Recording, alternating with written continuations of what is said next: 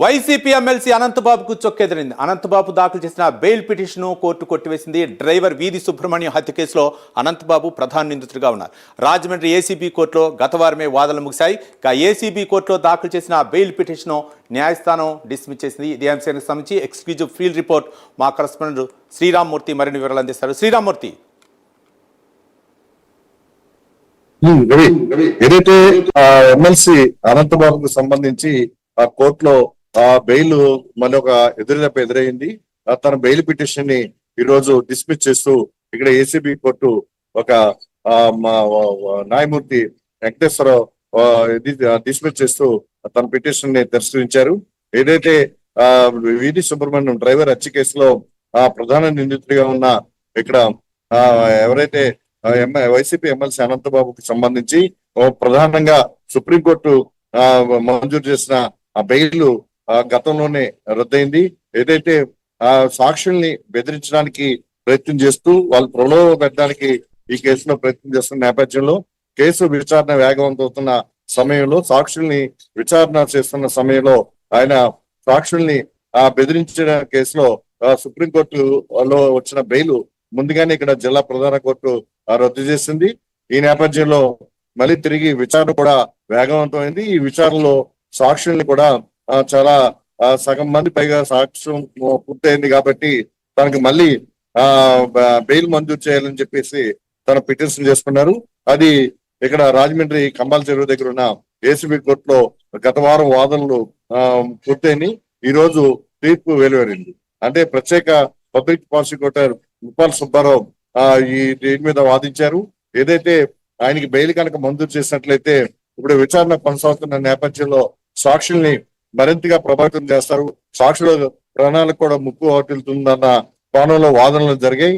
ఈ వాదనలకి ఏదైతే ACB court న్యాయమూర్తి ఎల్ వెంకటేశ్వరరావు ఆయన కూడా ఏకీభవించి ఈ పిటిషన్ ని డిస్మిస్ చేస్తున్నట్టుగా ఆయన తీర్పునిచ్చారు. అయితే గతంలో ఆయన సాక్షుల్ని బెదిరించిన కేసులో కాకినాడ సర్పవరం పోలీసులు అరెస్ట్ చేశారు. దీంతో ఎమ్మెల్సీ అనంతబాబు ఇప్పుడు సుప్రీంకోర్టు బెయిల్ రద్దు అవడంతో రిమాండ్ లో రాజమండ్రి సెంట్రల్ జైల్లో ఉన్న పరిస్థితి ఉంది. మళ్ళీ ఈ నెల విచారణ ఈ నెల 9న మళ్ళీ జిల్లా ప్రత్యేక కోర్టులో విచారణ జరగనుంది. ఈ నేపథ్యంలో ఆ రోజున మళ్ళీ సెంట్రల్ జైలు నుంచి కోర్టుకి అనంతబాబుని హాజరుపరుస్తారు. అయితే ఈలోగా ఈ రోజైతే తీర్పు ఇచ్చిన నేపథ్యంలో డిస్మిస్ చేసిన నేపథ్యంలో అనంతబాబుకి మరోసారి ఈ బెయిల్ పిటిషన్ కి డిస్మిస్ చేయడంతో మళ్ళీ కోర్టులో కూడా మళ్ళీ ఎదురుదప్ప తగిలినట్టు అయింది. ఈ నేపథ్యంలో చూసినట్లయితే ఇక్కడ అనంతబాబు ఈ కేసు విచారణ ఉన్నంతకాలం కూడా రాజమండ్రి సెంట్రల్ జైల్లోనే రిమాండ్ లో ఉండాల్సిన పరిస్థితి ఏర్పడిందని భావిస్తున్నారు. ఇప్పటికే ఈ కేసుకి సంబంధించి ఇదైతే తన డ్రైవర్ వీధి సుబ్రహ్మణ్యం హత్య కేసుకి సంబంధించి ఈ నవంబరు నెలాఖరుకల్లా పూర్తి స్థాయిలో విచారణ పూర్తి చేసి ఇప్పుడు తీర్పు కూడా వెలువరించాలని చెప్పి సుప్రీంకోర్టు ఆదేశాలు ఉన్నాయి. ఈ ఆదేశాల నేపథ్యంలో వెంటనే కోర్టు కూడా హైకోర్టు పర్యవేక్షణలో ఇక్కడ జిల్లా ప్రత్యేక కోర్టు విచారణ ప్రారంభించింది. ఇప్పటికే గత నెలలో ప్రత్యేక ప్రధాన సాక్షులు కూడా అంటే వారి తల్లిదండ్రుల్ని అలాగే స్నేహితుల్ని కూడా విచారణ జిల్లా ప్రత్యేక కోర్టులో జరిగింది. మొత్తం 87 మందిని సాక్షుల్ని ఈ కేసులో విచారించాల్సి ఉంది.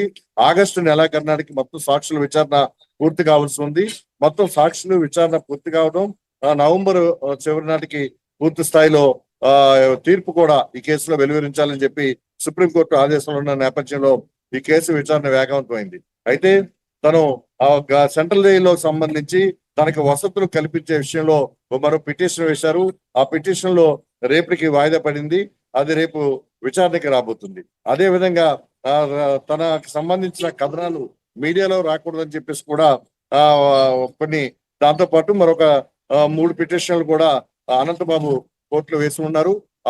ఆ విచారణ కూడా ఆ వాదనలు కూడా రేపు కోర్టులో జరగనున్నాయి. ఈ నేపథ్యంలో చూసినట్లయితే ఎమ్మెల్సీ అనంతబాబుకు ఈ విచారణ ఏది అయినా సరే ఒక ఉచ్చు బిగుస్తుంది. ఆ విచారణ పూర్తికి సంబంధించి ఇంకా సాక్షుల విచారణ కావాల్సి ఉంది. ఇదంతా వేగమైన నేపథ్యంలో ఇప్పుడు ఆయన బెయిల్ పిటిషన్ వేసుకున్నా కూడా ఇప్పుడు ఎదురు దెబ్బ తగిలినట్టయింది. మళ్ళీ ఎలాంటి బెయిల్ పిటిషన్లు వేసుకుంటారా, లేకపోతే విచారణ అంతకాలం కూడా రిమాండ్ లోనే ఉండాల్సిన వస్తుందా అని చెప్పేసి చూడాల్సిన అవసరం ఉంది రవి. అయితే కోర్టు బెయిల్ పిటిషన్ తిరస్కరించినటువంటి నేపథ్యంలో వసతులు కల్పించాలని ఆయన పిటిషన్ దాఖలు చేసిన నేపథ్యంలో, తీర్పు నేపథ్యంలో అంటే వచ్చే వరకు వెయిట్ చేస్తారా, లేకపోతే పైకోర్టుని ఏమైనా ఆశ్రయించే అవకాశాలు ఉన్నాయి అనుకోవచ్చా శ్రీరామూర్తి? అంటే అనంతబాబు తరపున మళ్ళీ హైకోర్టును కూడా ఆశ్రయించే అవకాశం ఉంటుంది. అయితే ఈ కేసుకు సంబంధించి ప్రత్యేక కోర్టు ఇక్కడే రాజమండ్రిలోనే ఉండడంతో జిల్లా కోర్టులోనే ప్రత్యేక కోర్టు ఏర్పాటు చేశారు. ఇవి విచారణ కోసం ఈ కోర్టు ఏర్పడింది. అందులో జిల్లా ప్రధాన న్యాయమూర్తి సునీత గారు ఇప్పటి వరకు ఇక్కడ ఈ కేసు విచారణ చేపట్టారు.